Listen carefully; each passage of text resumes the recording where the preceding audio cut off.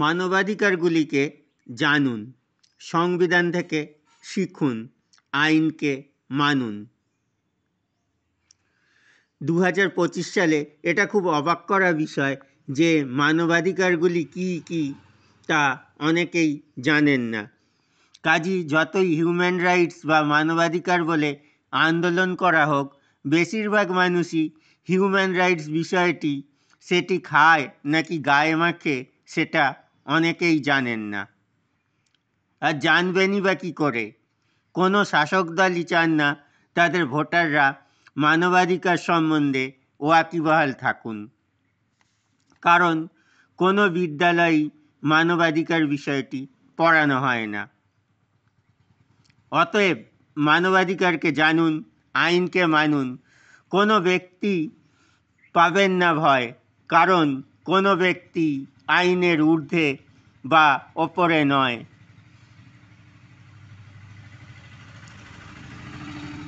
মানবাধিকারের অতন্দ্র প্রহরী মানবাধিকার সংগঠন CPDR-এর অন্যতম কর্ণধার অতীন্দ্র ঘোষ কি জানালেন আমাদের, তার বিস্তারিত সাক্ষাৎকার দেখুন স্কাই নিউজের ক্যামেরায়।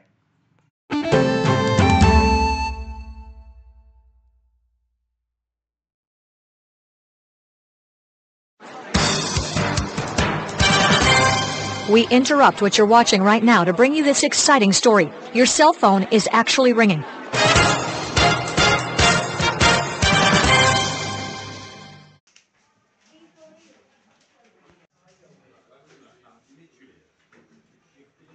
তিথিতে আপনাদের একটা শুভ উদ্যোগ নতুন ব্রাঞ্চের এখানে ওপেনিং হলো, কি বলবেন? দেখুন, মহান শ্রী স্বামী বিবেকানন্দ আজকে জন্মশতবার্ষিকী। এই উপলক্ষে এই দিনটাই বেছে নিয়েছিলাম, যেহেতু ওনার আদর্শে আমরা অনুপ্রেরিত এবং যুব সমাজ যার দিগন্ত যিনি দেখিয়েছেন সেইভাবেই মানুষ যদি এগিয়ে যায় তাহলে হয়তো সমাজ অন্য রূপে রূপান্তরিত হতে পারে। কিন্তু আমাদের দুর্ভাগ্য, আমাদের যে সমাজ, যে সিস্টেম হয়ে রয়েছে, সেই সিস্টেমে এটা হওয়া সম্ভব হয় না। সাধারণ মানুষ কিছু করতে গেলে সাধারণ মানুষকে কিছু করতে দেওয়া হয় না, সবই পলিটিক্যাল একটা স্ট্যান্ড বাই থাকে।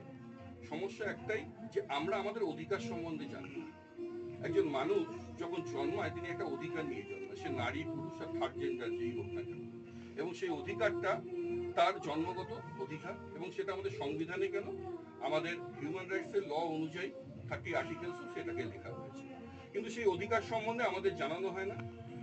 কোন স্টেটের কোনো গভর্নমেন্ট বলুন বা কেন্দ্র সরকারই বলুন না কেন, কেউ এই আইনটাকে যাতে আমরা না জানতে পারি তার জন্য সেটাকে লুকিয়ে রাখে। কারণ কি, তারা যদি চাইতো তারা তাহলে হয়তো এডুকেশন নেই, তারা কোনো শিক্ষা ব্যবস্থার মধ্যে দিয়ে তারা পড়াতে পারত। তারা নিচু স্তর থেকে শুরু করে ডিগ্রি কোর্স অবধি, কলেজ, স্কুল, কোনো জায়গায় কিন্তু ইউনিভার্সিটি, কোনো জায়গায় কিন্তু তারা পড়ায় না বা তারা জানায় না। সেজন্য মানুষ জানে না তাদের অধিকারটা কি।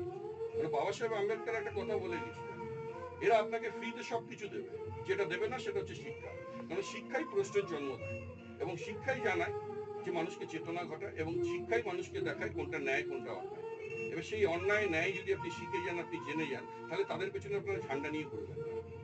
তার জন্য আমাদের গণতান্ত্রিক অধিকার আমরা প্রয়োগ করি, আমরা সাংবিধানিক অধিকার যেটা আমাদের রয়েছে, একজন একটাই ভোট, সেটা আমরা দিই। কিন্তু আমরা অযোগ্য ব্যক্তিকে নেতৃত্বে গিয়ে পাঠাই, তারা চোর কি গুন্ডা কি মস্তান, বা তারা আদৌ সেই জায়গাটার যোগ্য কিনা আমরা জানি না, তাদেরকে আমরা পাঠিয়ে দিচ্ছি। তারা সেখানে গিয়ে বহাল তবিয়তে থাকছে, তারা ফ্রিতে সবকিছু এনজয় করছে, তাদের বাড়ি গাড়ি, তাদের এন্টারটেনমেন্টের খরচা, তাদের টেলিফোন বিল, তাদের যাতায়াতের ঘুরতে যাওয়ার খরচা, ফ্লাইট ভাড়ার খরচা, সবকিছুই তারা ফ্রিতে পায়। জনগণ কি পায়?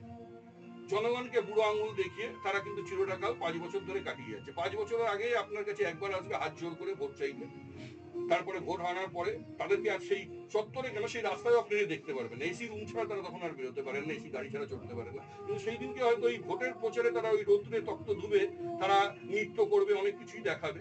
এটাই হচ্ছে আমাদের কালচার।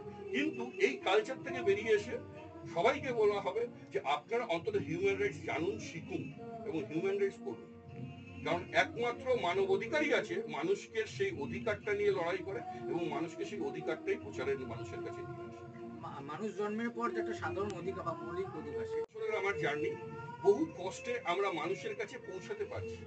এবং আপনাকে বললাম না যে কেন্দ্রীয় সরকার বলুন, রাজ্য সরকার বলুন, শুধু আমাদের স্টেটে না, অন্য অন্য স্টেটে একই সমস্যা। তাও তো আমাদের পশ্চিমবঙ্গে হয়তো কিছুটা ভালো অবস্থা আছে, অন্য জায়গায় হয়তো সেই ব্যাপারটাও নেই। আমরা মানবাধিকার করতে গিয়েও সেটাকে দেখেছি। সমস্যা হয় যে আপনি মানবাধিকারটা করবেন, জানবেনটা কি করবেন? তার এডুকেশনালি কোনো প্রুফ নেই।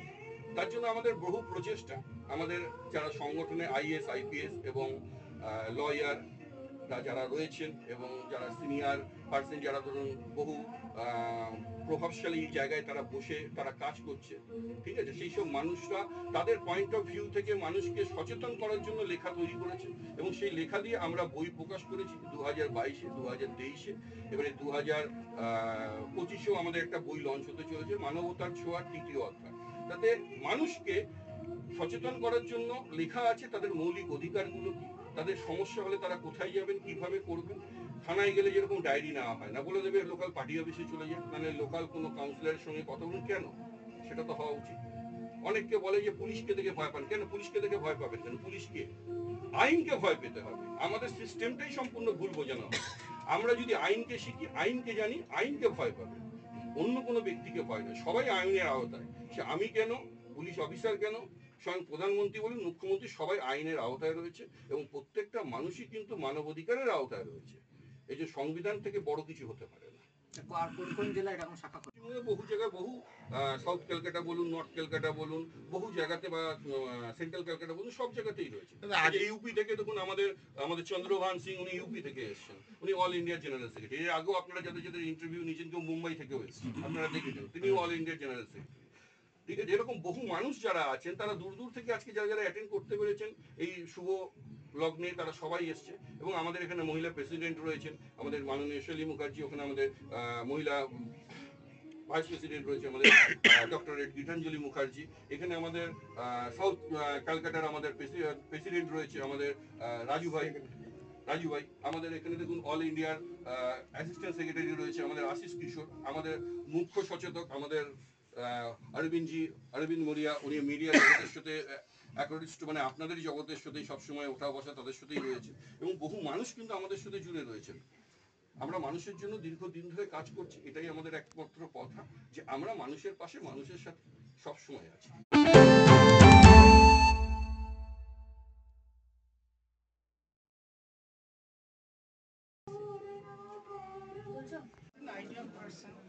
আজকে আমার শরীরের যে অবস্থা, সেই অবস্থাতে আমার অ্যাকচুয়ালি আসার কথা নয়, আসতে আমি পারছিলাম না। তা সত্ত্বেও যেহেতু দাদা বলেছেন যে আজকে আসতেই হবে, তো সেই জন্য যেহেতু ওনাকে আমি ভীষণ সম্মান করি এবং আমি মনে করি যে উনি যেই দিকে এগুচ্ছেন সেই দিশা, ওনার পথটাকে আমি ফলো করে আমিও এগোতে চাই। আমি ওনার পাশাপাশি থাকতে চাই, ওনার সাথে কাঁধে কাঁধ মিলিয়ে কাজ করতে চাই। এই কারণে আজকে ম্যাম আপনার নামটা রাখবেন, আপনার নামটা রাখবেন। Padmini Dutta Sharma. We interrupt what you're watching right now to bring you this exciting story. Your cell phone is actually ringing.